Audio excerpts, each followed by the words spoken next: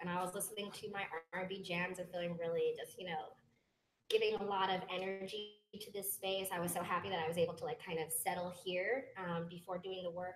So thank you to Yale Union. And thanks all of you for coming. Most of y'all I don't know personally. Some of y'all I know from the internet. So thank you for like trusting that this was worth your time. And I'm gonna do everything I can to follow up on that expectation. So this is my hashtag I've created. Hashtag brown up your feed.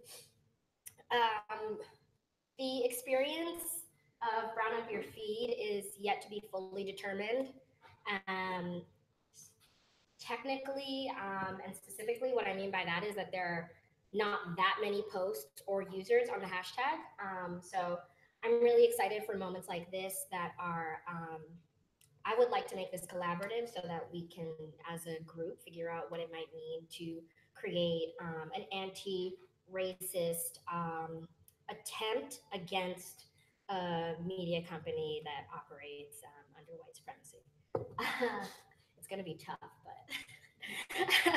I think we can make some progress. So I do like to, at the beginning of this presentation, give a little autobiography of how I kind of came to this moment in my internet usage. So I will sit down and I will present that. Okay, so who am I? This is also like what I ask, like when I go to a party. I'm so rude. I'm like, "Who are you? Where are you from? Where are you going?" So I'm gonna give you guys that right now.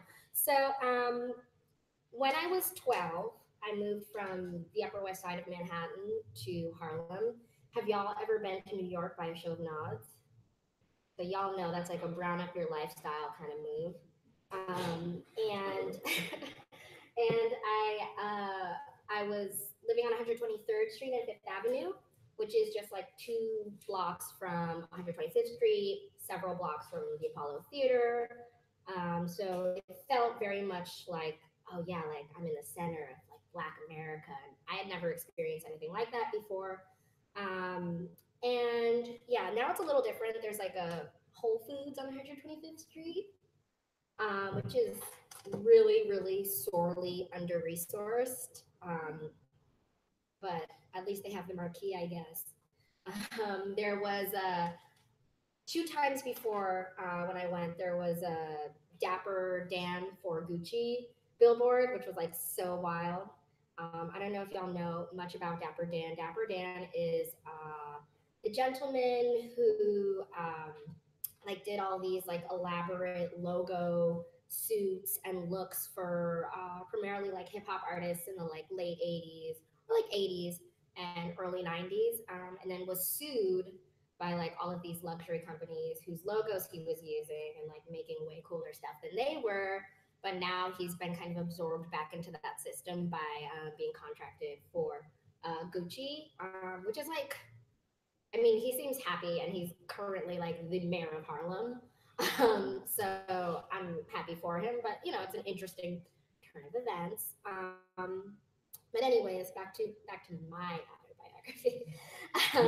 So I attended this progressive elementary school on the Upper West Side of Manhattan, just a few blocks away from Columbia. So every day I would like start in Harlem and then go hang out. I mean, I lived with Black people, and I would go to school with white kids, and having to go back and forth and kind of divide how I was moving through the world was really interesting.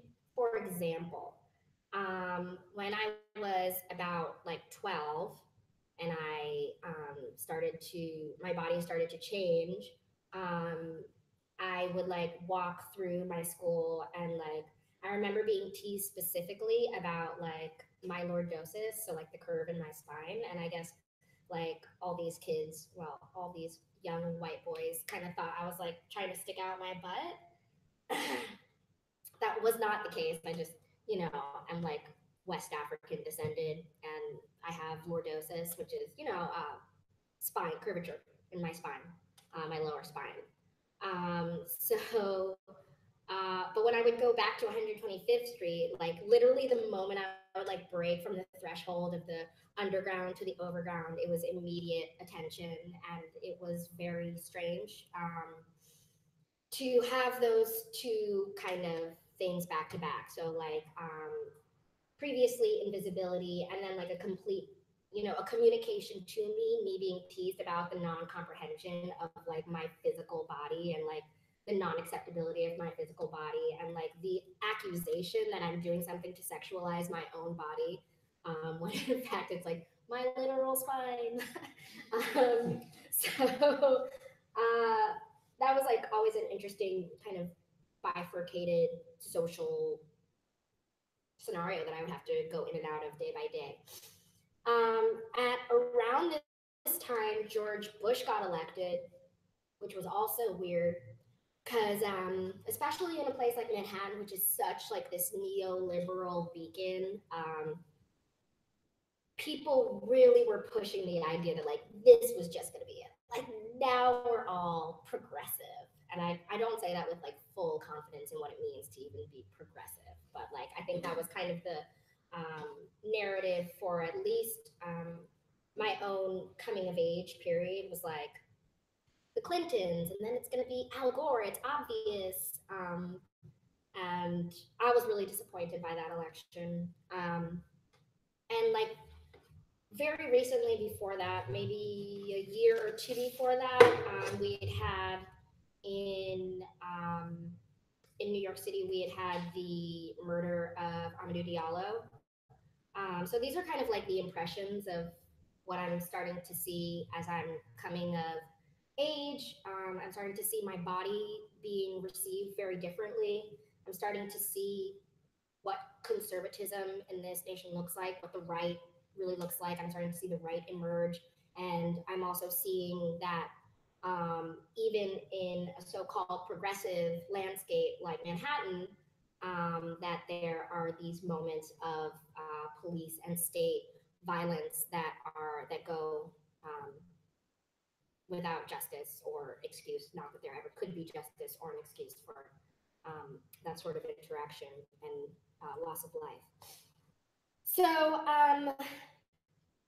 as I was getting all of this influx, there was also this other thing happening, which was DSL. So the internet was starting to move faster, and I was starting to use it as a tool and a weapon and a self retreat, a mask and a window, um, world from the world, a mode of interacting. And with each new version of AOL and each new speed of modem, I was becoming more aware of and participant in the world beyond my immediate surroundings. So I was learning to shape my identity in classrooms and chat rooms, and learning that it was mutable as well. I think, like so many people who are my age, um, in my age cohort, I should say, lots of the things that I learned about or felt that I couldn't explore within my like immediate surroundings, I felt that I could explore on the internet. And there were different rules of performance. So I'm kind of learning like, okay, Harlem is one world, Upper West Side is one world, the internet can be like a totally different world. It felt like power when I initially came to that awareness. Um, and the internet felt powerful for a very, very long time as far as my communication of my identity, or at least an exploration of my identity, or at least some sort of participation in community, or attempt at building community, until I got an Instagram. And then I was really confused about why the internet was working as it did. Um, I was compelled by the format. You can write more than on Twitter. You have access to what seems to be like a bigger network than on Facebook.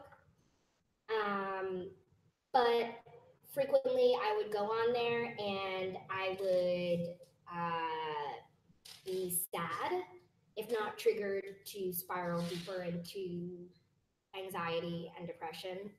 Um, I noticed that there were endless suggestions that became a curriculum of sorts. If you follow this person, then you'll probably like this person, and you'll probably like this person, starting with like women who I selected to reflect me. So the first time I noticed that there was something really wrong with what was happening with my Instagram experience was I tried to use it to like encourage, inspire, and see myself in media, specifically regards to my hair and my hair type. And that came with a lot of complications. Like one of the primary complications is that I learned this like very intense gradation system, which I'm sure some of us in the audience know about, like this like 4A, 4B, 4C thing, which was just like, you know, those sorts of systems have a way of describing and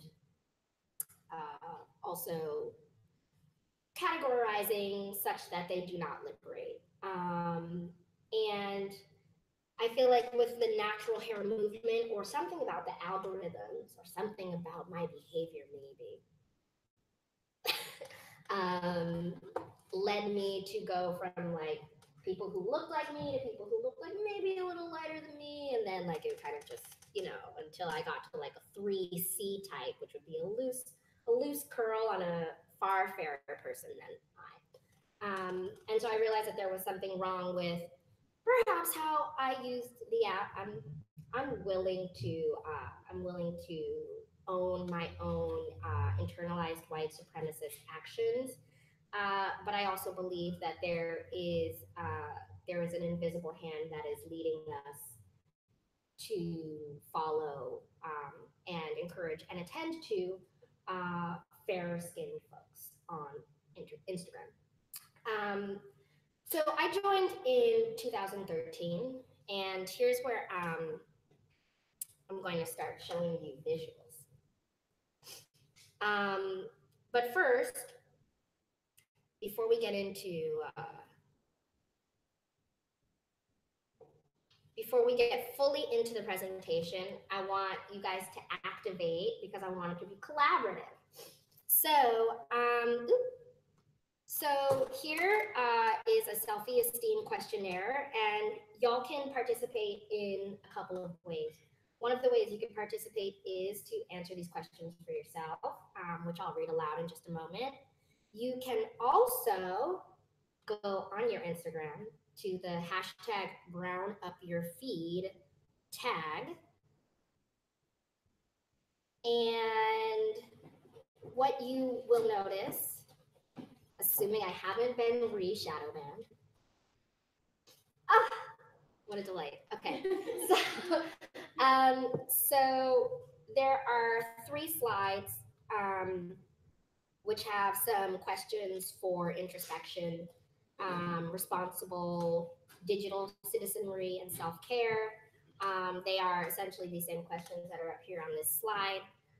And maybe we'll take about like 5 to 10 minutes, depending on how I see you are engaged.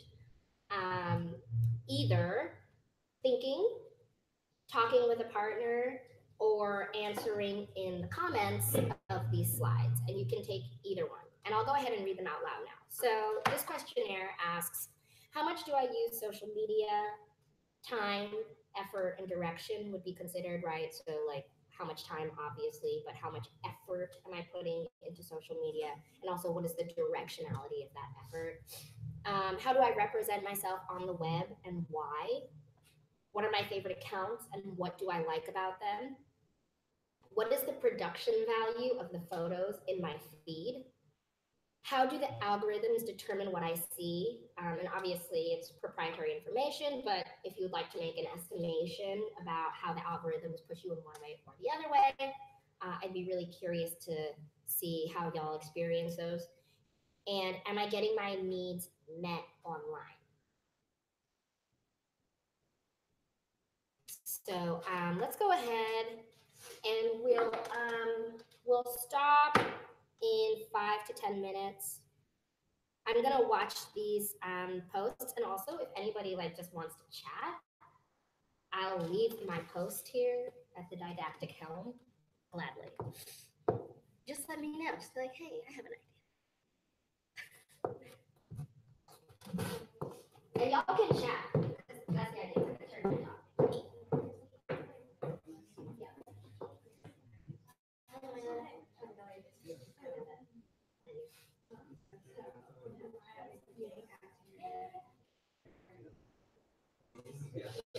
Sorry. It was really not yeah. Oh, yeah.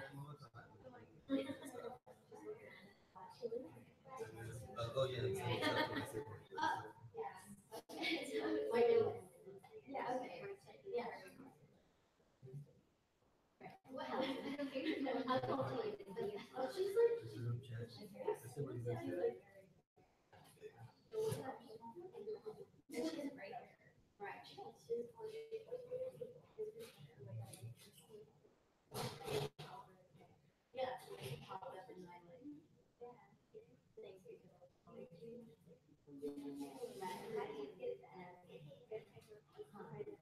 and also you could just put as no search at curly mom.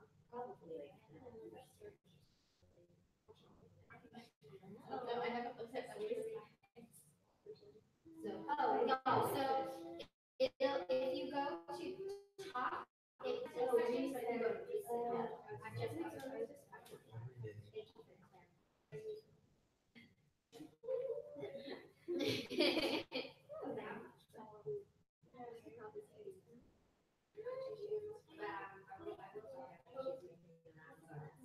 I already love it. I already deleted it. I already love it.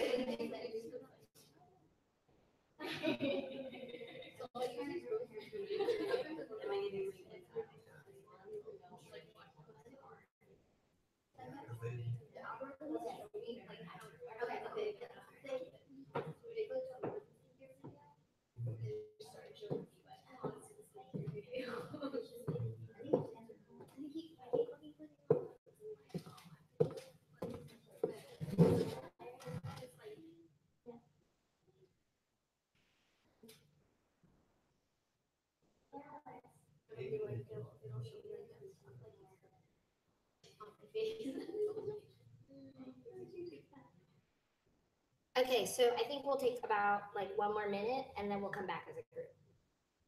I used to teach.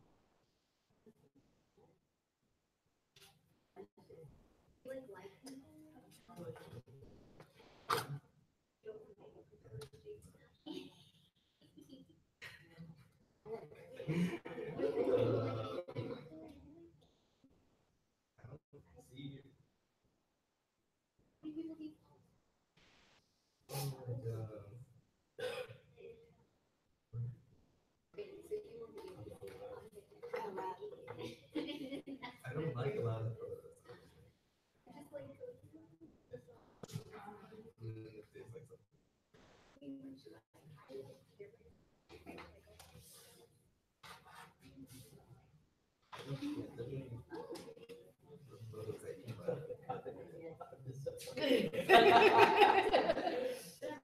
Sometimes I'd be really going in on detail. I love it. Yeah. I'm not talking about it. All right. All right. If y'all are making comments, let's try to send those in. Did anybody make a comment on the posts? Oh, I love it. Okay. May I read? Does anyone object to my reading their comment aloud? Too bad because I own it now.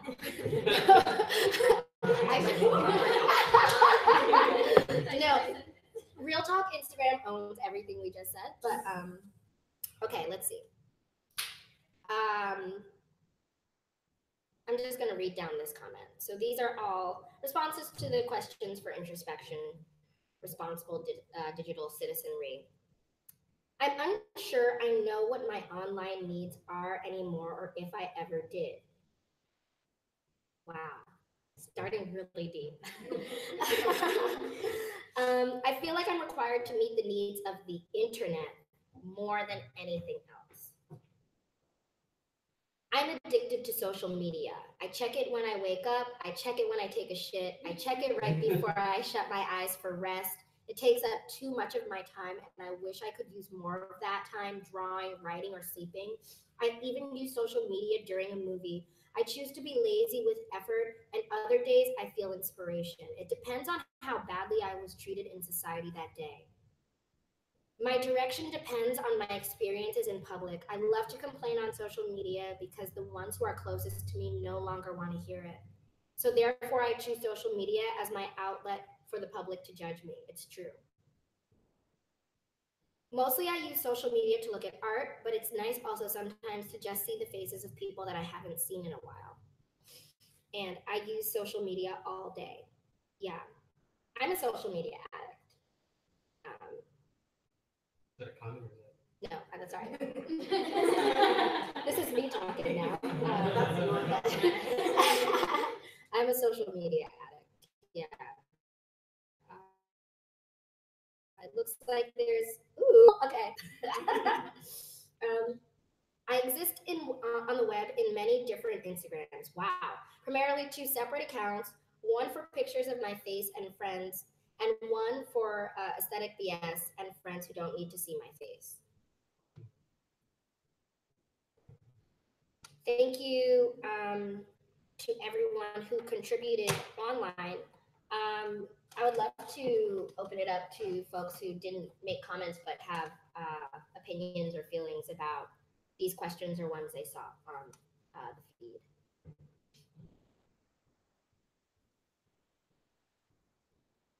I feel like I'm more of a lurker. I feel like I'm comfortable talking aloud, like in this instance, I feel more comfortable saying what I want to say here in this than like write it down, Yeah. where it'll just be there forever. I think there's something about the like permanence of big things on the internet and like there being complete record of it that like kind of freaks me out a little bit. And so I guess that just means that I um like do and digest way more than I like get back, which I feel guilty sometimes. I feel like I should be like contributing more to the end. And then I also get like sometimes people give me flack.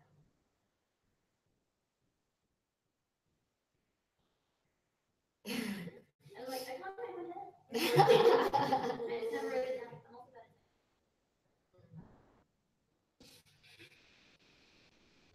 I mean, except for the people I know. This one's like, I'm not myself.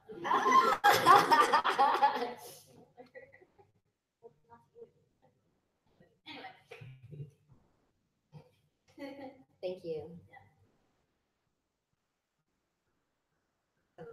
And if y'all ever like, I do not have preciousness about keeping the mic. So if you want to contribute at any time, please just indicate that by I won't say a raised hand because that's so old school.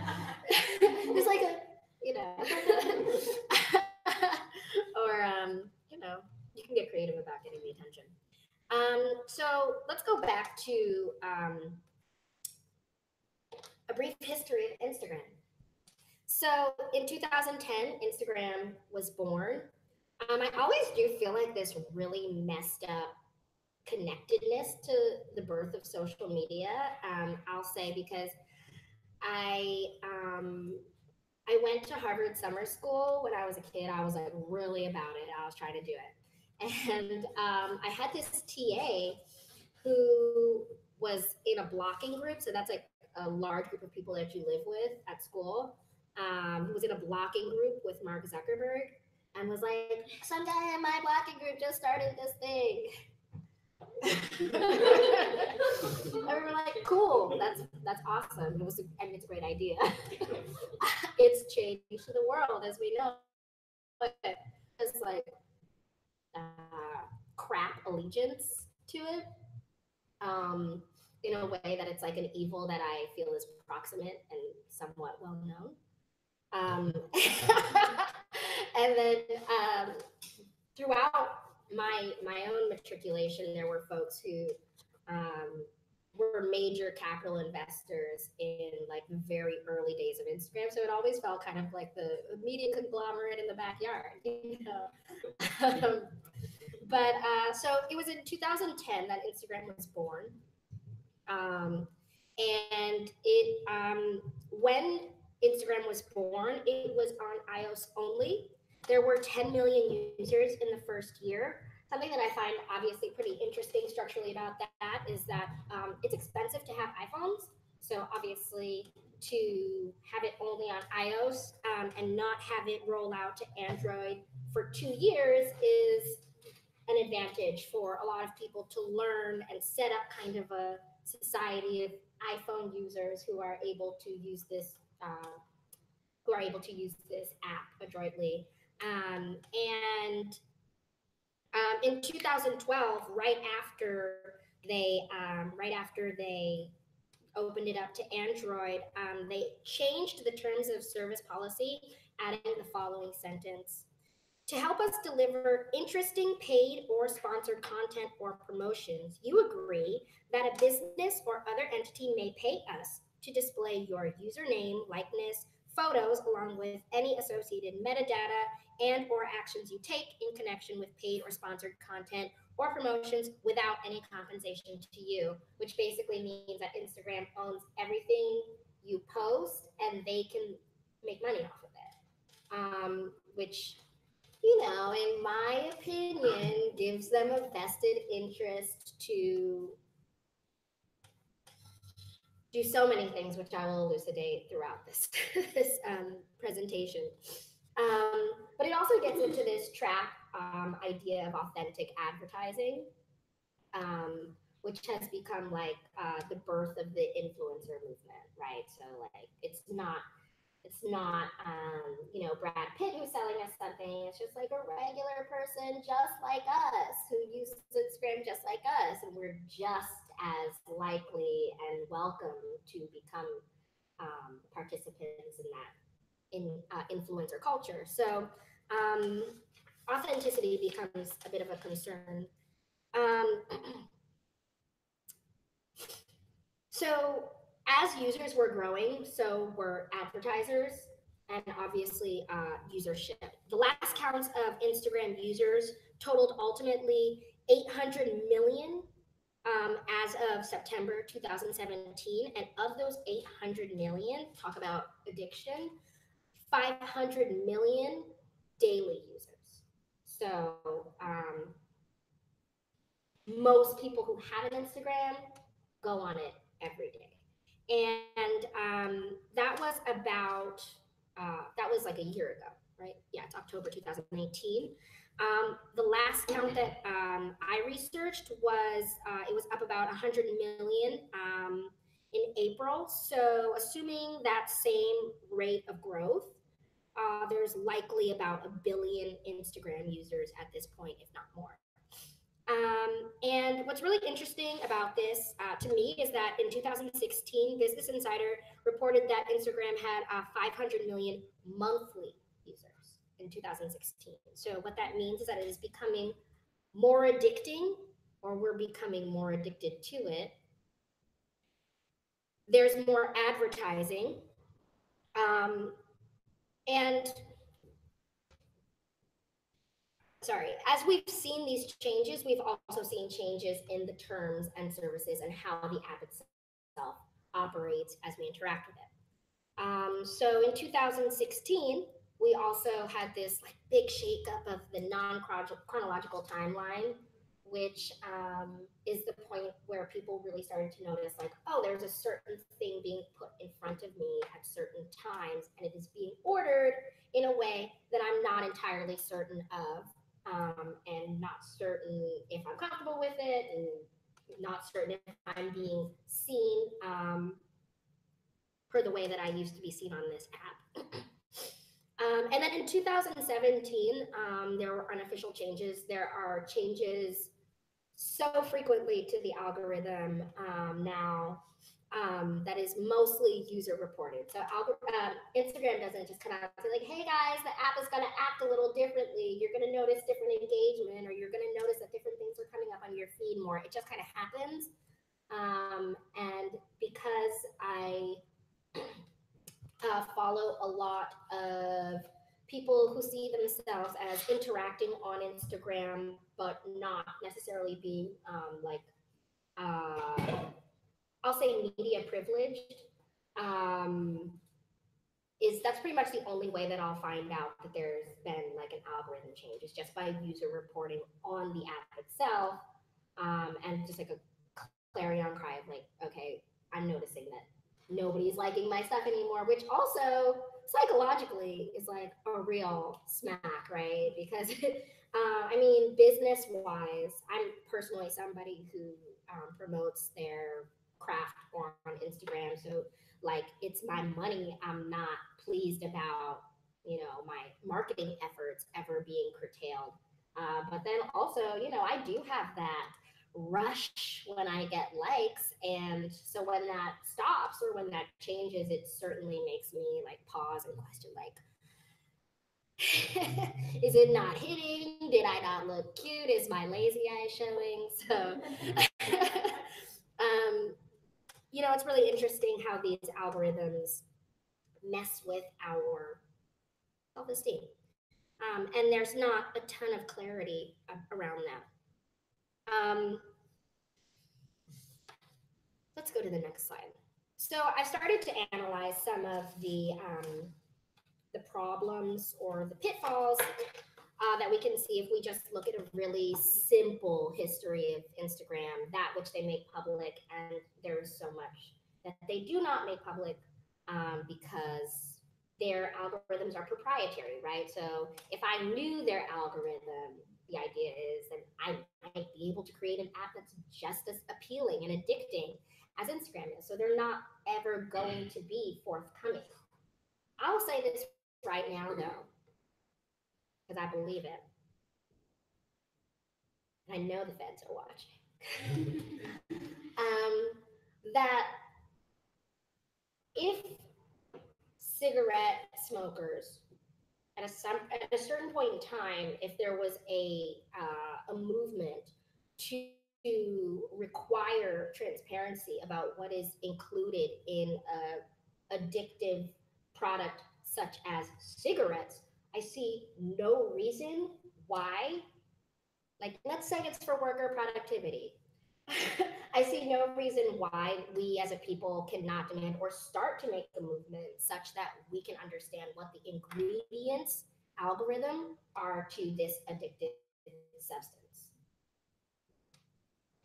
Um, Problems with Instagram include perception of authenticity, made to believe that it is user content, it is like by the people media, which,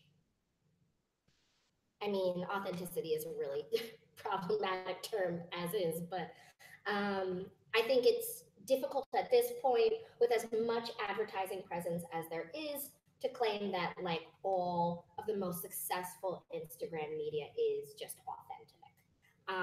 Advertising obviously introduces a new element, censorship. Ooh, okay, so censorship is not applied equally across the platform. In 2013, there was a big shakeup around censorship when Petra Collins posted a photo. Petra Collins is a white photographer. She's quite lithe. um, and I would say like not somebody who I'm surprised to see in the media. Um, in that, I guess her visage is media centric, white, uh, white woman's like beauty standard. And in 2013, she posted a picture where like a smidge of pubic hair was out, and she got her account taken down. And ever since then, there's been this kind of public dialogue about who's being censored and for what. That dialogue has been taken up in white feminism. It has not. I don't think that it has been addressed for bodies that are not white women with the same intensity. And when I say I don't think, I mean it has not. Um, One of the things I saw like that was interesting to me was there's this black model. She's descendant of West Africa, and by that I mean slaveable. So I mean, like she looks like somebody who here in our United States of America might have worked in the field, and I find that to be an extremely important concept when we're thinking about who is featured in popular media. So a slaveable black model posted a photo on her Instagram. It was essentially the same pose as a photo that Kim Kardashian posted maybe like 2 weeks later. Hers was yanked, and then Kim can do whatever she wants. Um, Not per my rules, but for Instagram, for Instagrams. um, but then she like made this side to side comparison, and it's like both of them, sitting with like a thong on and like looking over their shoulder. But like, what about a slaveable woman makes that so explicit or so in defiance of Instagram's terms and conditions that it becomes something that once it's reported is yanked as opposed to when Kim Kardashian does it? That's a leading question. I want to talk also about algorithmic justice. And here I want to give credit to Sophia Noble, who is a scholar working out of USC, working on algorithms and how algorithms are inherently anti-Black, at least in the iterations which we see them, which are born of white men who are CEOs who get venture capitalists who are white men in a white supremacist context. Professor Noble did a book. It's called Algorithms of Oppression. In that book, she broadens a study wherein she simply typed Black girls into the search of Google, and the result was, when she first did it, was like porn. So she initially did this because she had I think it was her niece was over at her house, and she was like, "What do 12-year-olds like to do? Like, let's go online and search Black girls." And it was stuff that I'm sure she did not want to show her niece. It also just goes to show how our bodies move in in internet space. That we are the most popular search hits are porn. Um, Obviously, we've talked about this idea of transparency and propriety. So we may never know what the algorithm does or how it operates, and even if we were to know, we might not ever understand. I mean, there are some of the most like promising programmers who are being yanked to work at these corporations, these media corporations or internet corporations, and they don't want their secret out because that's like their product. So there's obviously IP concerns, but there's also public health concerns. We spoke about this digital divide, the digital divide of, do I have a smartphone? What is the pixelation of my smartphone? Did I start getting followers in 2010? when I had an iPhone because I could afford an iPhone, or did I have to wait until they updated to Android? And this also being said, their Instagram does not is not fully forthcoming about this, but many of the people who we consider like Instagram celebrities are people who were featured very early on in the Instagram era. And when I say featured, what I mean is there used to be not just an explore page, but a featured page. So it's like Instagram chooses the people who they think are worthy of attention and puts them on a featured page. I don't even remember this. I know this because somebody who was featured told me, um, shout out to my sources. But it was kind of like this very formal thing where you were vetted by the Instagram developers, and not the developers, I suppose that's not the right technological term, but the culture community, and then you were elevated to the status of a featured user. And I know from that source that, in a matter of 3 days, you might have gone up 30,000 followers, right? So when we think about, yeah, when we think about, especially like, I'll just speak from personal experience. When I was first, before I knew that information, when I would look at somebody's follower account, I would say, wow, this person is quite popular. Maybe I'll follow and see what's going on, see what everybody else thinks. It's like this, reifying element to their online presence. But once I realized that the feature aspect was happening, I was like, okay, I see how you zhuzhed up a lot of that influence. Which is not to say that these folks didn't have incredible platforms or weren't sharing stuff that was entertaining or worthwhile. But it is to say that it is not of the people. It is not fully democratic. Um, language is a really big barrier. All of the new features for Instagram, and I'll say this as of last April, but as of last April, all of the new features for Instagram were rolled out in English speaking countries first. So stories, you know how you get like this, that ring. It's like Instagram has something to tell you. That happens for everybody who's an English language learner before everyone else who uses Instagram. Or sorry, an English language speaker before everyone else who uses Instagram. So if you speak English, you're getting this kind of jump start on getting good at certain features. I'm going to go ahead and just make a conjecture, a hypothesis. If I had a platform and I was trying to make certain aspects of the platform cool, I would uh, I would positively reinforce those who used the new features, right? So I've been thinking about like IGTV, right? And so like I don't really know anybody who likes to use IGTV, but like so how that would work in my mind, and this is just a guess, but it's a guess of someone who pays a lot of attention.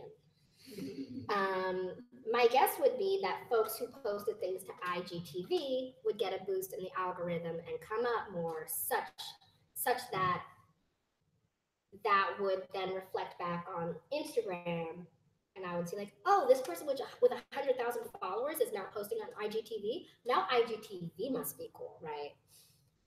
So that's my little guess on features. So obviously, being able to afford an iPhone, afford any sort of phone that has a camera and has the capability to host Instagram, and then language. These are like major digital divides that give people quite a good deal of privilege in the Instagram world. Yeah. And with that, like people that can afford to buy followers. Dude, Yeah. I mean, that goes, there's a lot of people just like buying followers. yeah, It's crazy. yeah. And I think they've tried to make like some sort of like stop gaps against that, but I don't think they work. Yeah. Yeah. There was supposed to be this thing I remember somewhere around 2016 where they were like, "Oh, tomorrow we're gonna bust everybody who bought their followers." Y'all remember that? I was ready. I don't know if they ever followed through. I'm so messy. I was like,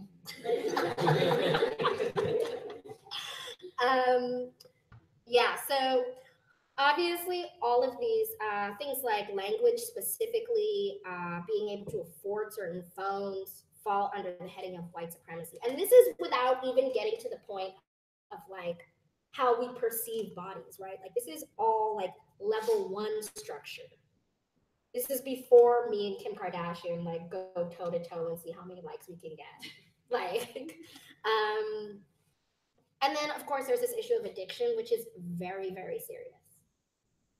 Um, to that end, I'd like to show a little video. It's really simple, actually, but I'll let it speak for itself.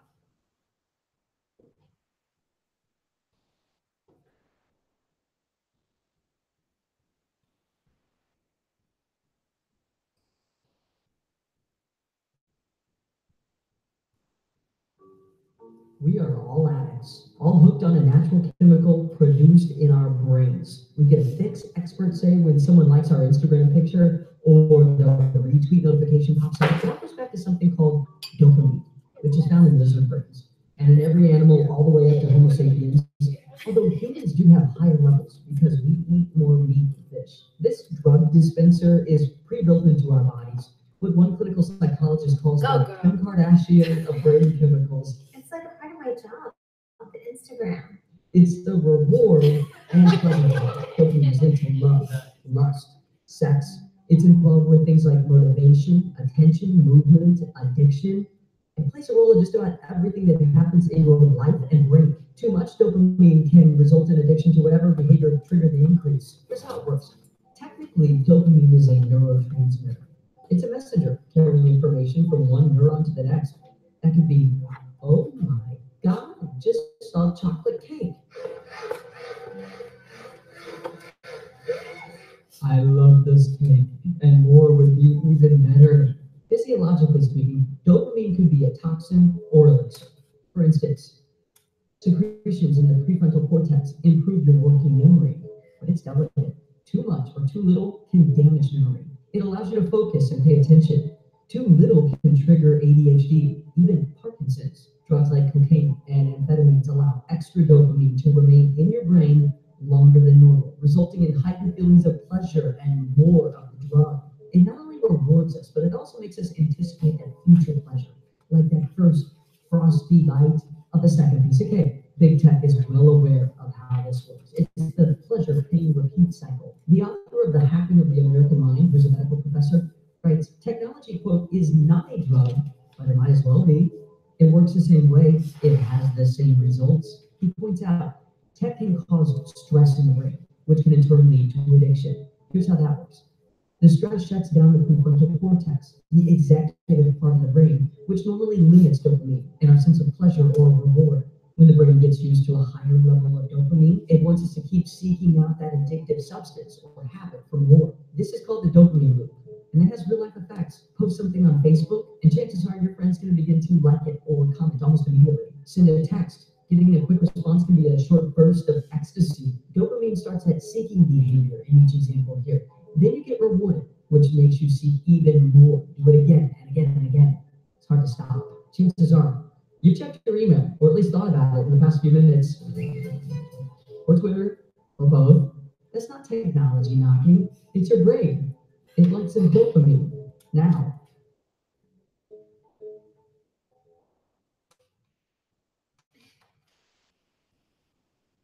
Um, little news features like that get me really anxious, so I'm gonna give you guys a minute to process. And if anybody wants to share feelings, reflections, experience about this cycle of addiction, I invite you to.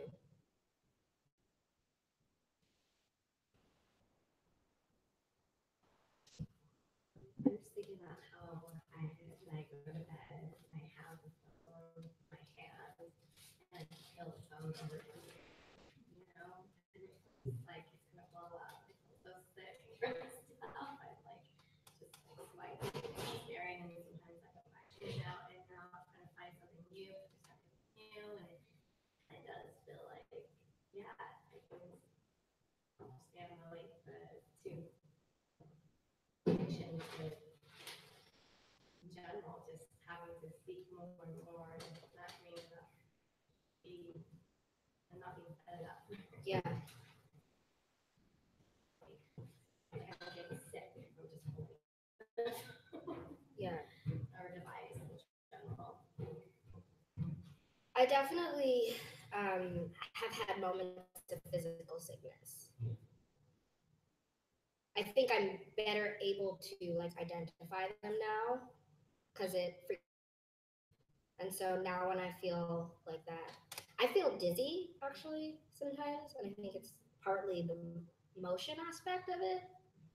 Um, but I think the most like physical response I have is when I'm in bed at some one end of sleep, and then like probably like undernourished, dehydrated, maybe hungover, and like the scrolling is making me dizzy, but I can't stop. Thank you for sharing. In May 2017, a survey conducted by the United Kingdom's Royal Society for Public Health, featuring just 1,500 people aged 14 to 24, asked them to rate social media platforms depending on anxiety, depression, loneliness, bullying, and body image. They concluded that Instagram was the worst social media for young mental health. And in response, Instagram stated that keeping Instagram a safe and supportive place for young people was a top priority.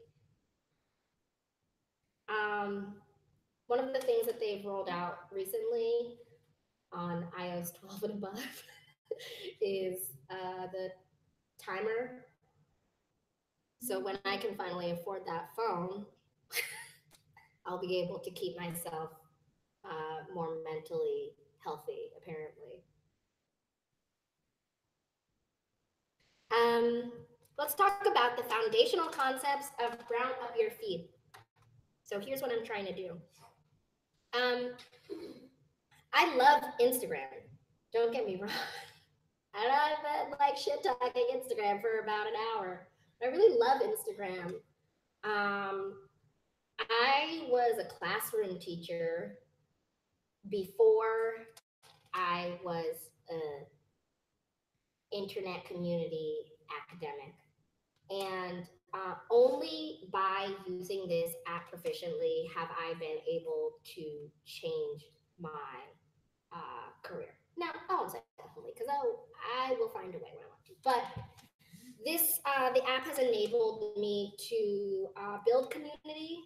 I know some of y'all from Instagram, so like that's great. I have also found out about events and communities that I want to be a part of. I've learned about all sorts of places and artists and things because of Instagram. And so I truly believe that social media can be benevolent and can be used for good. There was another view, full screen. Oh, and don't show speaker notes. They're a little embarrassing. Wait, okay, let's see. View. Don't show speaker notes. Oh, better view present. Oh my God, we did it finally. But I feel like with Google, like you can never see this bar. I don't know where that bar came from, but yes. Okay, this is about to be so official right now. Okay. Professor Williams. Hey. Okay, so I'll just start to speak about them and then they'll show up. So the first foundational concept of brown up your feed is to pursue a more democratized access, and also, I mean, access in many ways, right? So, what is the way that we can all participate, regardless of how much money we have to spend on our phones? What are ways that the app can, in some ways, um, fill the gap between my six and the tens that are on the market now, right? So like I will not have as good of a camera. How can Instagram through their app make my photos look better? How does Instagram work on Android? How does Instagram work on all sorts of phones that are being used all across the globe, such that we can have an equal experience? Um, will it, I guess, is the more important question, because I believe that technology is really powerful and they probably could if they wanted to. Meritocracy.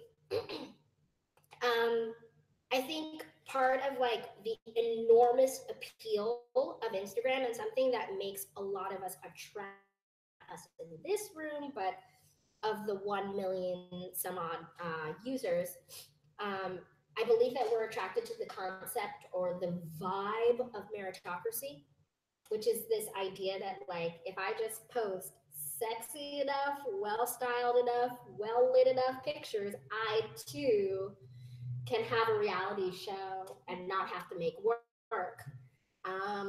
Which verdict's still out as far as I'm concerned, but it might not really be like that meritocratic, right? There might be things that are in my way, such that I'm not getting the same exposure. I don't know because, again, there's no transparency on how the algorithm works. Um, this concept of choice is another one that I find compelling and like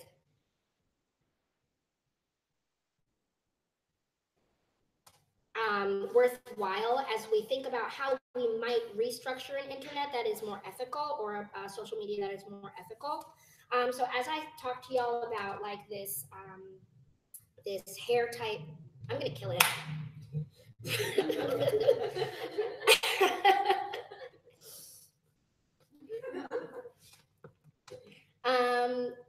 As I discussed with y'all, like I thought I had a choice in I thought I had a choice in like what I was following, but I didn't have as much of a choice as I was being led to choose certain things.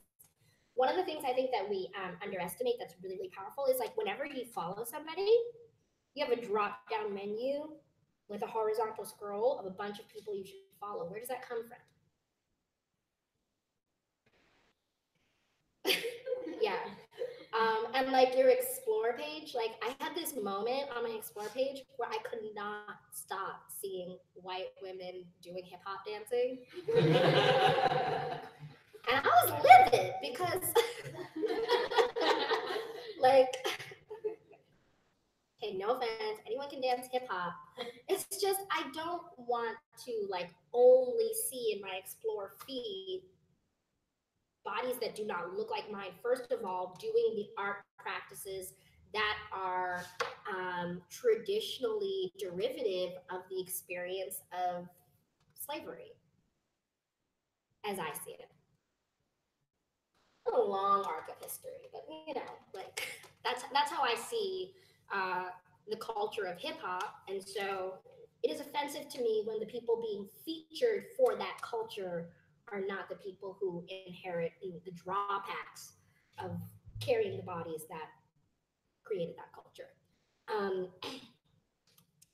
so a lot of what I see as foundational to making a better, more ethical internet is explicitly anti-racist and explicitly pro-Black femme. Black women contribute massive influence to social media, but we reap a very small share of the dividends. And this transaction is the exact contour of white supremacy.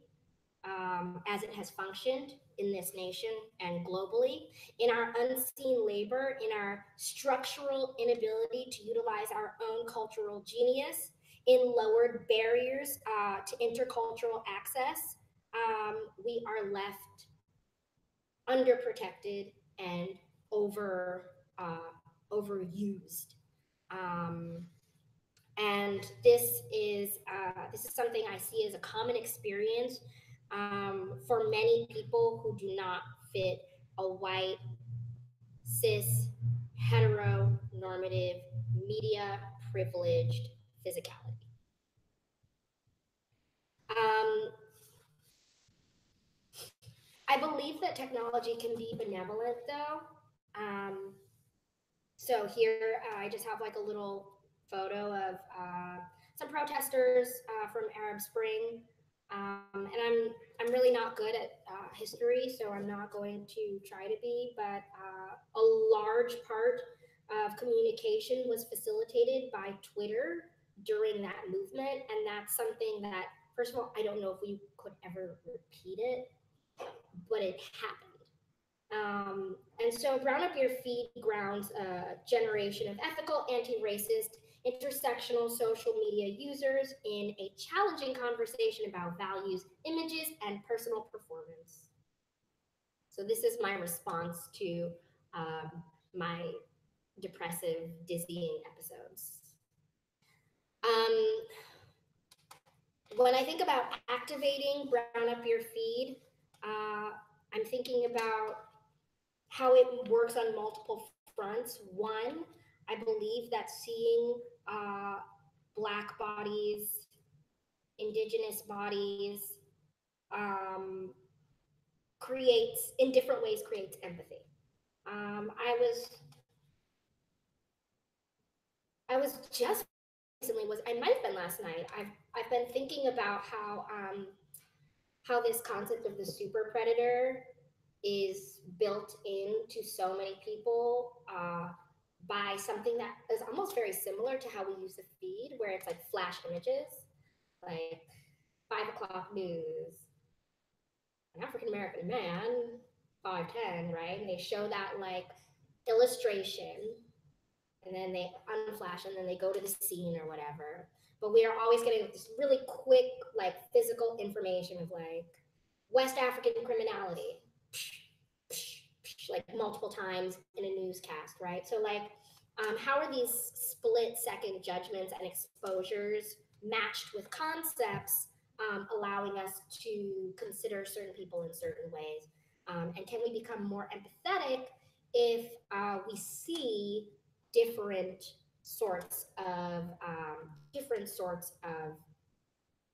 of behaviors being carried out by those people? So one of the I just follow this hashtag Black Men Smile.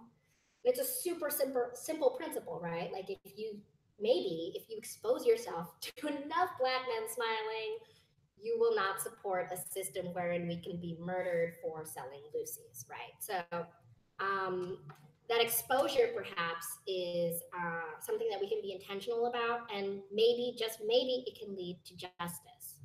Um, when I think about how this leads to real things happening, obviously I could talk about like 4chan and internet communities around Donald Trump, but I hate him and I don't want to include too much about him. So I'll talk about Barack Obama, who is also very problematic, but a lesser of two evils in the system that we have now. And one of the ways that his campaign was able to win, despite him being a Black man, was by utilizing the internet and utilizing this like sunshiny, smiley, hashtag Black Man Smile, right, in our Facebook feeds. Perhaps we can make media that is not just progressive, but even like abolitionist. Perhaps, I don't know. That's why this is collaborative. So here's how I brown up my feed. Um, I'm looking very specifically to follow people who are uh, West African descended women. Um, Here, there are three examples of accounts that I like. I don't follow the Slumflower, but I like their account. But Amy Saul is like this incredible intellectual and I think maybe a post grad or now a professor in New York. But like I just love this image because she looks bad as hell, and she's also like talking about human rights and talking about like this really deep kind of discussion about like how her work connects to what she does when she goes out in the world, and like she wears great outfits. Like to me, that's like perfect media. The one next to that is Diamond Stingley, who is a fantastic artist based out of New York, and this is a text piece that was displayed in the Stern windows at NYU. And I really like something I really like about this post is that it's textual. It's like text-based contemporary media, and I think that we don't always have to have like this really typical sort of picture, right? Like we can put like informational slides into our feeds. We can put, media coverage into our feeds, or we can put text into our feeds. So I really like these examples of ways that just show how I'm like kind of really intentionally trying to diversify the things that I'm seeing. I eventually unfollowed the Sunflower because I could not participate in a movement that was about breasts.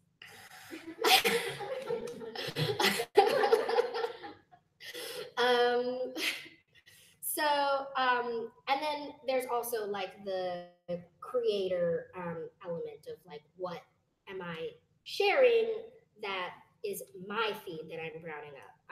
So there's a couple of things here. One of them is this is a flyer for an event that I did.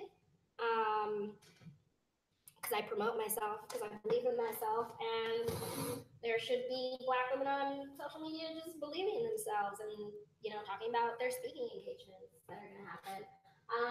I wrote this Black identity extremist thing because I thought that was such a laugh. But it's a real thing. But I like to be what is that thing called? Where you like to be challenging. Contrarian.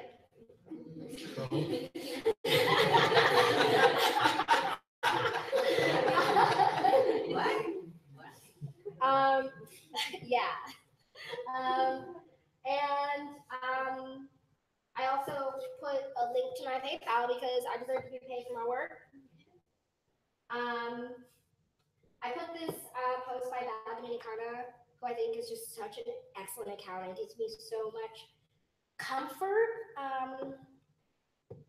And I'm going to talk about that in the following slide of why I really need her in my online community. And then lastly is Lashana. Do you guys know this supermodel, burgeoning supermodel? She recently has like been featured on a Universal Standard advertisement. It's like a huge, like I think it's like billboards and like really big wheat paste presentations of her in like some briefs and like just like a, I can't recall if it's a brown panty or a tank top, but she is a large woman who is like very, very outspoken about how her body is not well received on the internet, the things that people say to her, the idea of like plus size model, critiquing the idea of plus size models, which, as we know, is like a like term for models with wide hips and big breasts is what is really meant by plus size models. And she's really like blown the lid off of that while she is serving face and has created an entire space for herself. And I'm hugely inspired by her. As far as far as the content of what my feed is, I like to utilize memes in so much as they are kind of like this common language. It's like a flashcard, right, for a concept flashcards. And then I like to write short essays. A lot of people told me when I said I wanted to be a writer, oh, like you should build your Twitter following. And I'm like, yeah, but I'm not good at saying things in 150 characters. I'm not that great at saying it in 250 characters either. Over the last hour, you may have noticed I'm a bit verbose. And so I really like that you can actually, it's kind of like a picture book, right? Like you have this image, and the image can be packed with concepts itself, and then you can immediately kind of deal with that image and the concepts that you've brought up. And then this is actually a meme I made myself. It's not fully original in that there is a me and the white women men chose over me meme already. But I just did one with Serena Williams, and actually I'm so happy. Um, I forgot this person's name. But they were they're like tennis foes but real life friends, and it's Caroline Wozniak something. And this is her friend doing a little joke about Serena on the tennis court, which triggered me because I told y'all about that story about my lordosis in seventh grade. So I was pissed to see that. And then this one is, oh my god, I've really brainwashed myself. I'm so happy. I'm forgetting names. This one is Anna Kournikova. But these are like all these women who like have these massive um, watch deals or like modeling contracts wherein they're supposed to be ideal athletic bodies, despite the fact that they are nowhere near the athletic caliber of Serena Williams, but because they fit a physical ideal, were like then brainwashed to believe that they are also incredible athletes too, which I mean they are. These are all world-class tennis players, but they're not Serena. Did you have a comment? Okay. So yeah, I just criticized that. Um, and then I want to ask y'all about ways to brown up your feet. But first, I do want to talk about like uh, what I mean when I say brown up your feet, because brown has a lot of different connotations. So when I was on the East Coast, and when I was on the East Coast, I had heard brown used to refer to South Asian people. On the West Coast, I have heard brown used to identify Latinx people. And I do want more than just African descended inclusion when I say brown up your feet. Personally, what I mean is like folks who don't get shown or considered to be, I got it, or considered to be worthwhile of our attention. Um, it becomes really, really difficult, specifically. Um, Let me back that up and speak personally. Something I have noticed that hurts me when I see it is Black appropriation in the Latinx influencer community, uh, which to me seems to be like I would estimate that maybe it happens because like in places like, well, I'm from New York, so the folks that I grew up with, um, Latinx folks who I grew up with were primarily Dominican or Puerto Rican. So when you say brown up your feet in those communities, it's a very different thing than when you say brown up your feet to somebody who is descended from Mexico, Central America, South America, even, or Spain, right? Because now people be appropriated and they don't care how big the stretch is. So I think that there might be something to like what we mean when we say people of color and how that becomes sometimes too inviting, and who is the creator or like the historical pathway of something like cornrows, baggy pants. It gets really detailed. Baby hairs, right? Baby hairs is like an example of something that's like it's kind of a little hard to pin down, or like braids, for instance. Like I know a box braid is definitely like that's got to be Harlem. Well, it's black. Box braids are black, but like then there are other braids, and it's like, huh, like you took maybe a black style and kind of roughed it up. Is that now? So it's a little bit difficult to tell. This is why I really appreciate that Dominicana, who is black, Latina, and she helps me identify the things that are bothering me um, and making me feel used.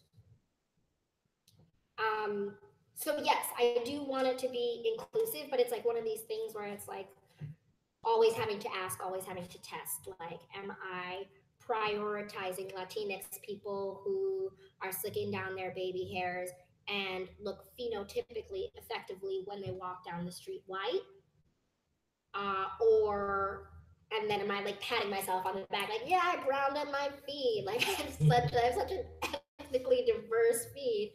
And the same goes with like Asian people, South or East Asian, that there are certainly markers that are, whether by coincidence or by surgery sometimes, or by how we are adorning ourselves closer or further from that white media privilege norm. But it's always something that I'm like wanting to have people ask. So like brown up your feed is not like a static in my greatest hopes. It's something that'll move away from me because it's when you make a hashtag, it's like that. Oh, I did that. Like now anybody can use it. And sometimes I do look at the feed and of the hashtag, I'm like, oh, welcome to Brown Up Your Feed.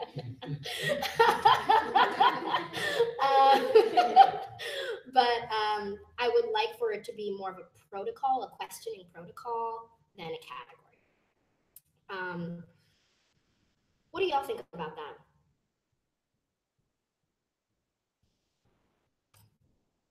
Just sit in my grease while y'all contemplate.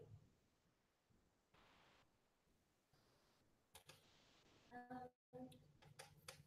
feel like I often have the question of more, when we're talking about Latinx people, for instance, I've had like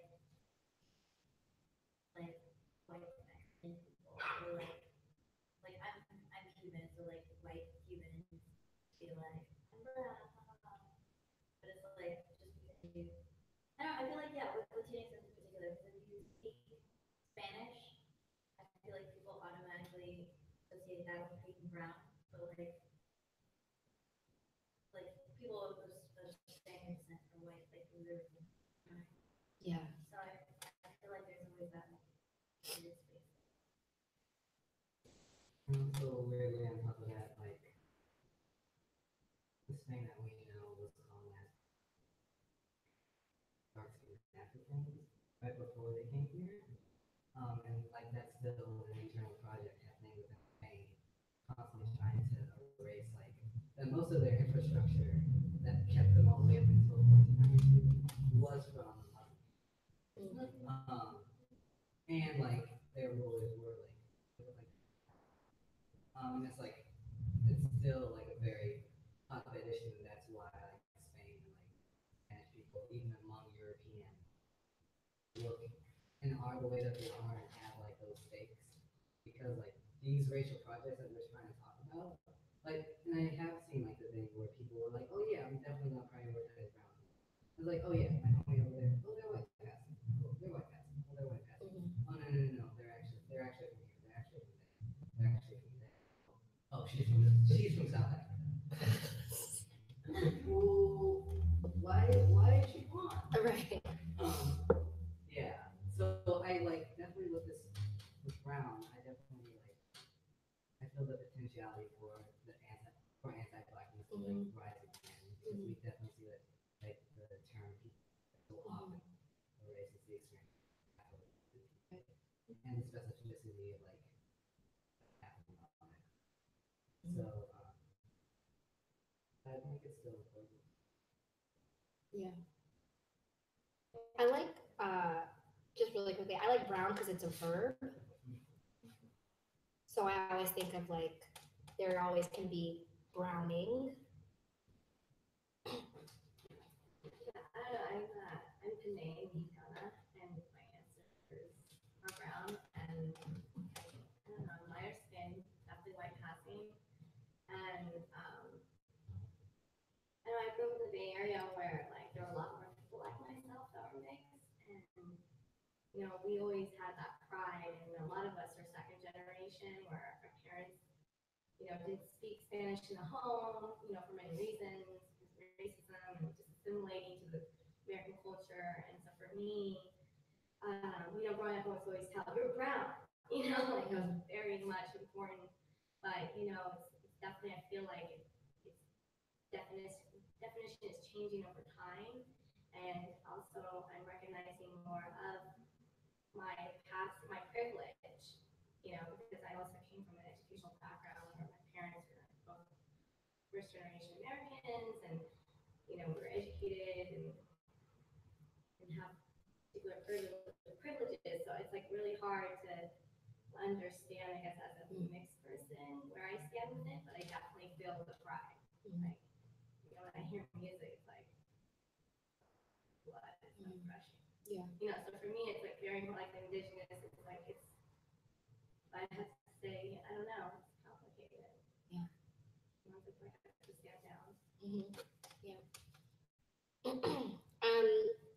Yeah, it's complicated. I ask these questions: who do I follow? What are the rules I make for myself about who I follow? What are those rules based on, and what constitutes worthiness? And when I'm talking about like worthiness, I'm specifically concerned with this claim that is circulating around historians who are trying to define this time. We've been told it's like the information age or the information era. And then there's been this kind of dovetailing of that where it's like, if it's the information age, is it also an information economy? Or perhaps it is an attention economy, right? So it's our attention that drives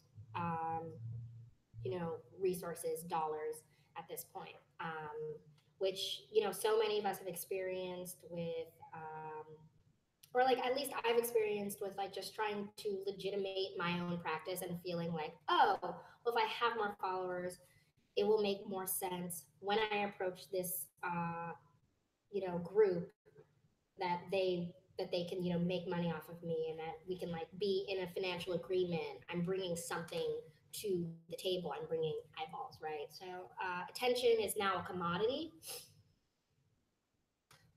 I think I'm almost done here.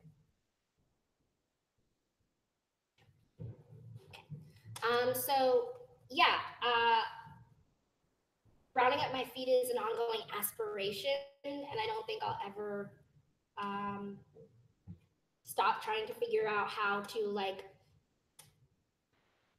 darken, queer, like enlarge fatten like how I can continue to expose and sensitize myself to people who either one look like me or don't look like me, but are somehow outside of the media privilege, the sphere of media privilege.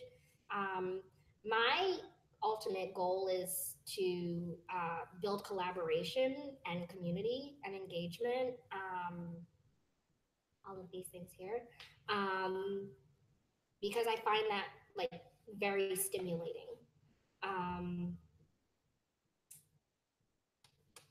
I suppose this presentation always ends with questions because it's very difficult to come to a conclusion about how to make an anti-racist or how to make anti-racist efforts in media, social media, or in structures that are inherently tied and bound with white supremacy. So now that we've had this chat, I do want to present these questions again and see if there has been like any inspiration as far as how we can do this, how we can change some of the ways that we're interacting, um, new ways that we will follow or perhaps unfollow. Um, yeah, so here's some more questions for y'all. I've asked the first one. What's my favorite app and why? How do I use it and why? How do I exist on the web and how do I aspire to exist on the web? What are my favorite accounts? What do I like about them? What do I gain from them?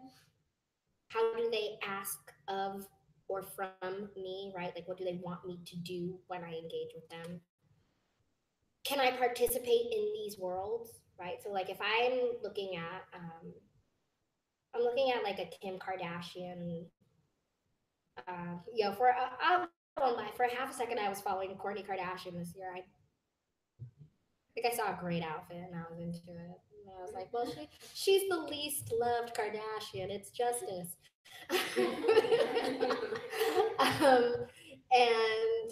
But I realized like participating in paying attention to her is not something that I can afford. I literally cannot afford to get those inspirations. I am getting onto a roller coaster of capitalism that I'm not interested in. Um, I do not want to participate. Um, I've also been really curious about like this last question here: am I naturally performative? And what digital space do I wish to take up, and why? There have been a lot of claims that Instagram is for narcissists. I'll be that. Like I have always loved attention. As a child, I loved attention. I really liked my parents to film me on VHS and like watch myself. I've concluded that my narcissism is a I'm not going to change it. And I've come to a lot of peace about like exposing myself and putting myself out there and sharing myself. But I've also met folks from the internet who are not at all as outgoing as they are on their Instagram. And I have a lot of Instagram first friends. And it's like, it's always really weird when people are like, oh, you seem like your Instagram. And then I'm like, wait, what am I supposed to seem like? And then you'll also meet people who are like very introverted and are performing something completely different. And I'm so curious as to like why why they feel they need to do that. Um, any thoughts on some of these new questions? I got slides and slides of questions too.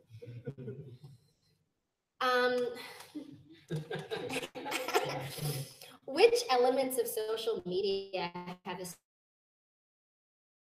capitalism or patriarchy? That's also a leading question. Does my digital world reflect my IRL world? How do I understand the similarity or difference? Why are followers analytics divided into only two genders? And what are the consequences thereof? what is the production value of the photos in my feed? This is a really big one I think of. Like, rich people make better photos because they have more rich stuff to put in their photos. And I've been attenuated to think that, you know, rich stuff and glamour and media deservingness are one cohort. So um, I really love it when I see something like a really grainy photo that makes it to virility. I'm like, yeah, you did it. Like, you did it. And I very consistently am thinking about like, do I just like this person's photos because they are rich, or do I like their photos because they give me some sort of, they communicate some sort of concept that I like. And then um, this last question is the spooky question.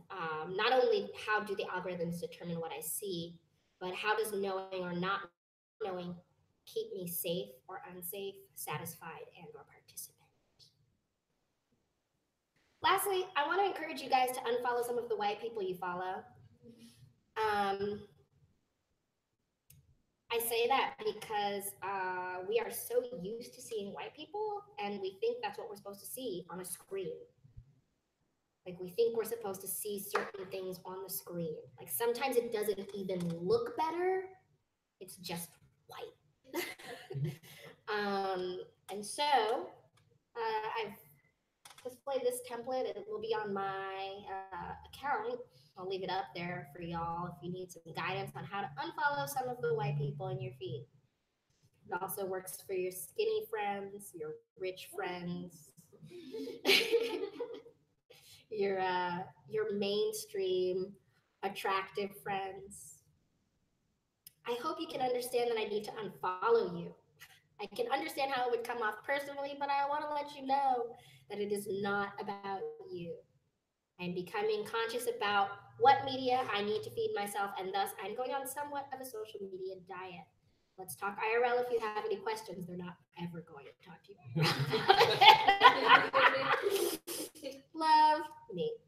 Um, I'd like to ask what it means to y'all to work against white supremacy in social media. This is kind of what it meant for me, which is why I start with my biography, because it is a personal journey that I invite other people to take up and participate in. But also, I realize that it's highly personalized. I'm really excited for folks who are thinking about this, such that we can collaborate on a better space to make community across physical barriers, because it can be, depending on our intentionality and our practice and our purpose, it can be a really powerful way for us to communicate, for us to connect, and potentially even revolutionize. Any thoughts right at the top of the head? Okay. Well, oh yeah, go for it. I commented on it online, but I think I was going to create epistemic antagonism to white aesthetic. Yeah.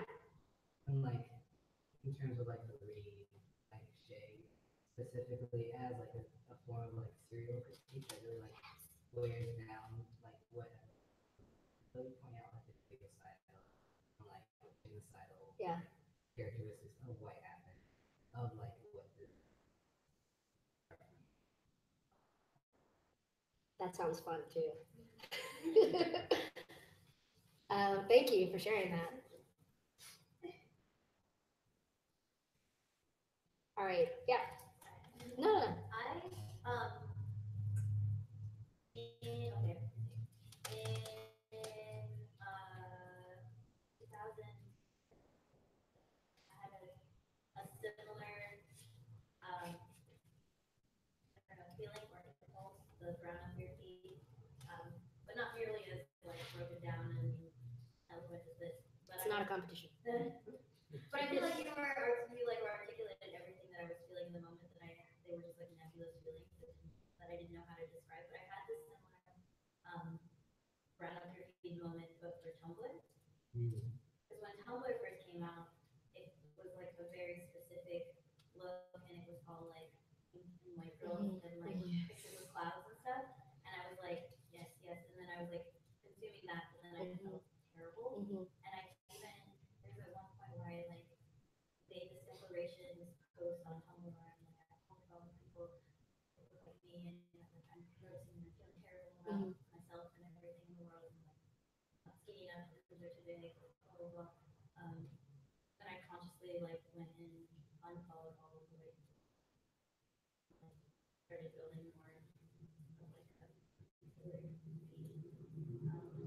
So I think it's interesting that it's like coming around again, and I continued that like that philosophy into when I started using Yeah. Well, I remember, like, actually, I remember this post that you posted because it was, I don't know, I was like reorganizing even just like how I like looked like my Instagrams in general. Like I was organizing like what my friends' Instagrams versus my private friends, public, whatever. And like also at the same time moving back to Portland and having to look at people I know in Portland and be like, whoa, this is like super white. Like what is happening? Like where is what is like and like how can I like brown up my life feed? Like and like it's just like and I remember seeing this like while I was like reorganizing and like going through and like seeing like who's looking at my posts and who's liking my stuff. Is it like just white people? Is it like Asian people? Is it brown people? Is it black people? Who's looking at me and like who am I feeding with my body? What is going on? And I remember seeing this and being like, oh yeah, it's really important to be like more intentional on like who you're following and who's following you and like that because at the same like it's like who's your body for like and who are your eyes for? What are you looking at? It's like so and I really appreciated this. Interesting.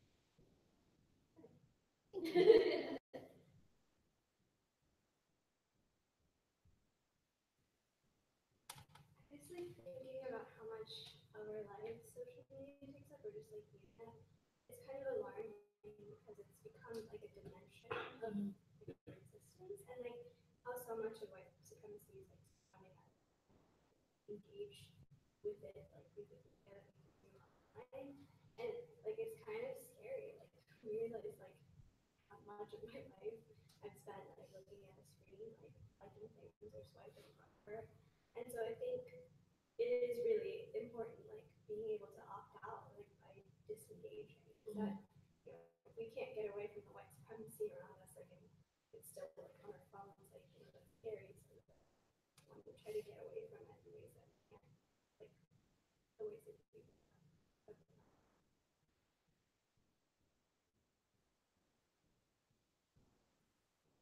Yeah.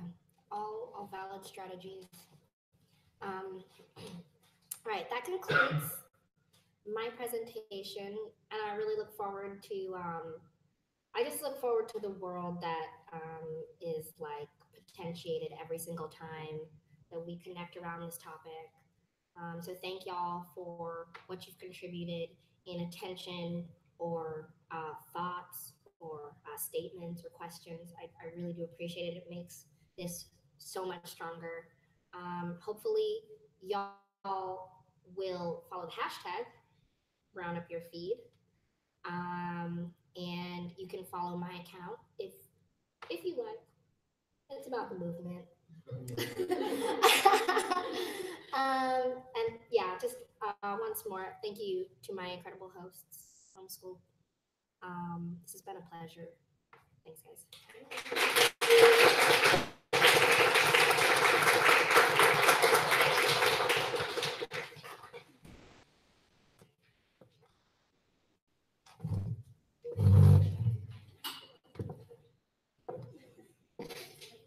Oh, y'all, there is a. Sorry, I'm sorry.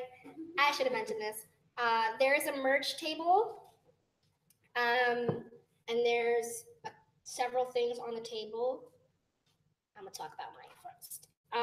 One of the projects I do with with Brown Up Your Feed is a pamphlet, It's the first one is called "Getting Fed by Your Feed," which is largely covers a lot of the stuff that we did.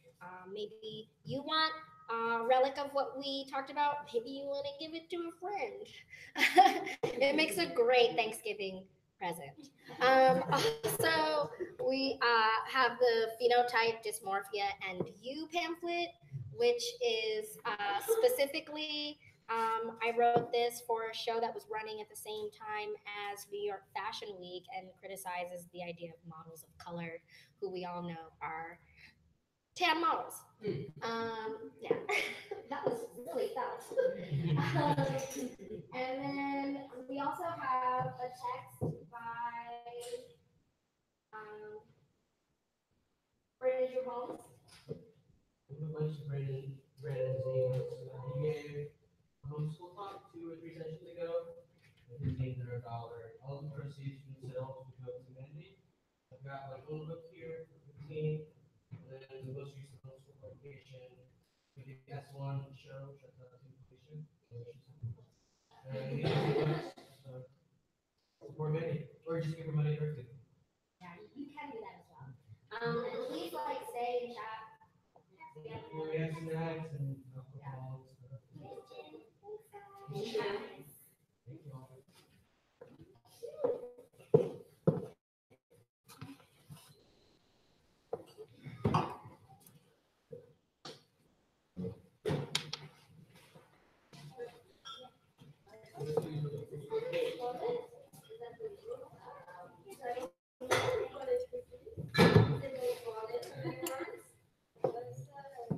So let me know about the screen.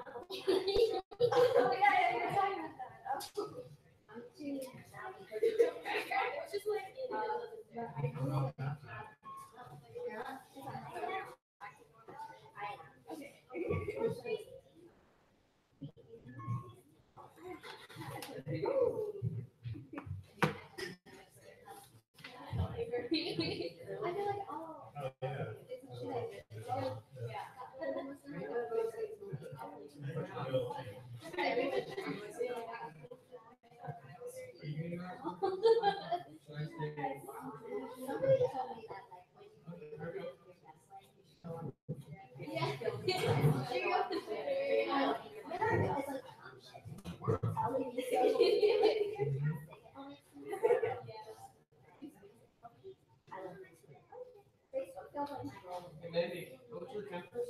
It's 1 for 5 and 2 for 8. So Ideal black.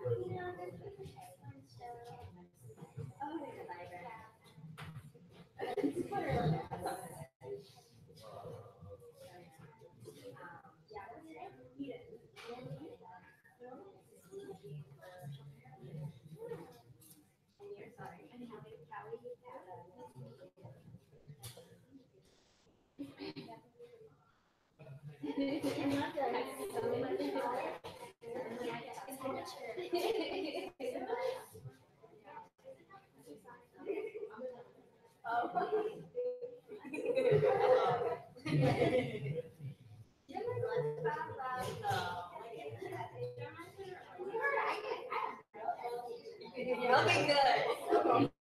Say it loud. Let's get a mic put up. You're like,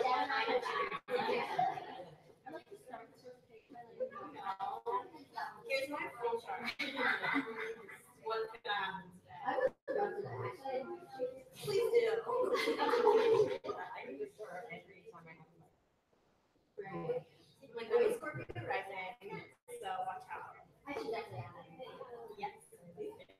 Thank you.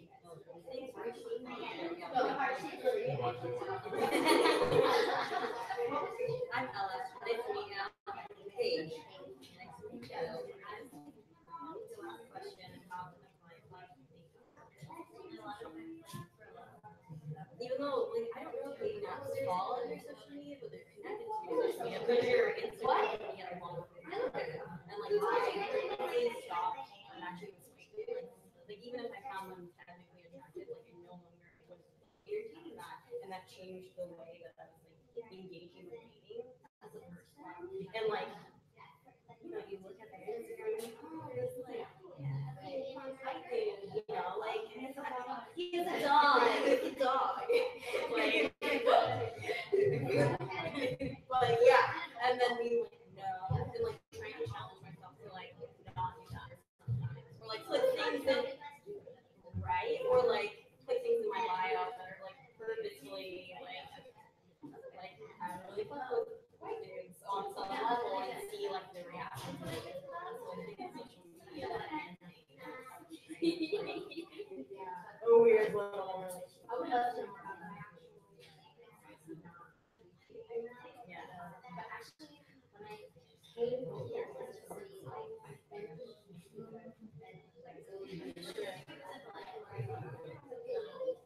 Oh my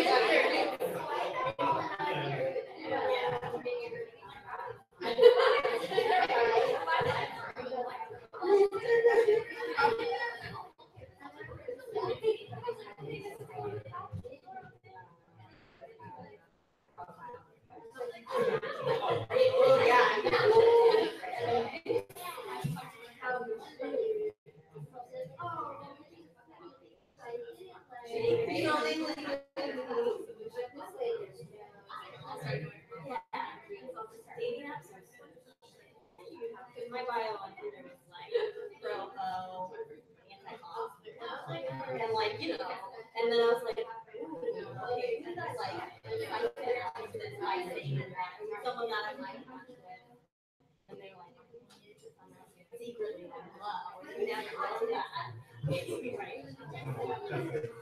No, I'm saying that's a good thing, but then I started to think about like what like maybe and we never got to that point.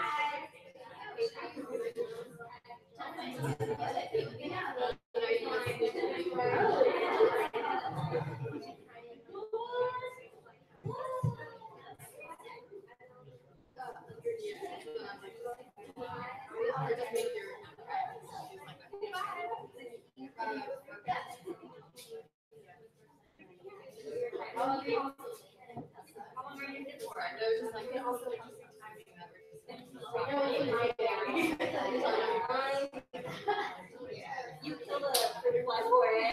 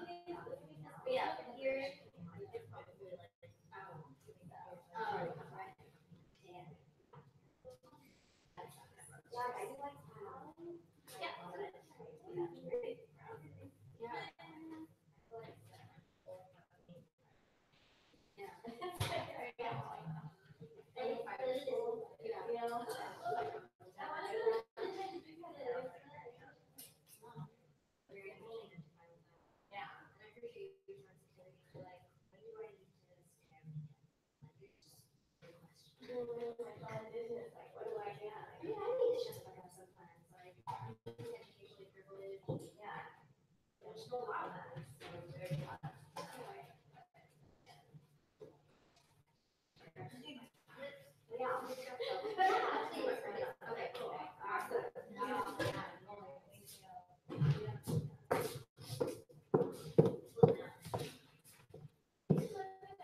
was in the cab last night.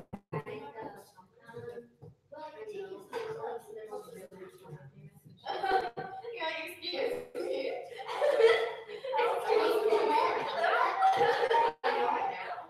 Fine now.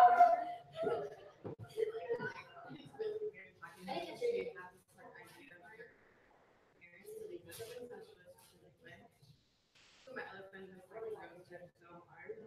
Like so hard. We'll just be out and I'll just like call her out like, perfect example of like Cherokee baby and your Brandon favorite. Jamal actually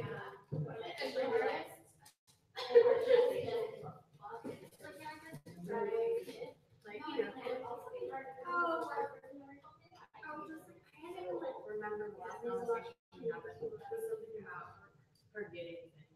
You know what I mean? Like, yeah, I guess so. I'll show you her. I bet you recognize her. Okay. I'm Felicia.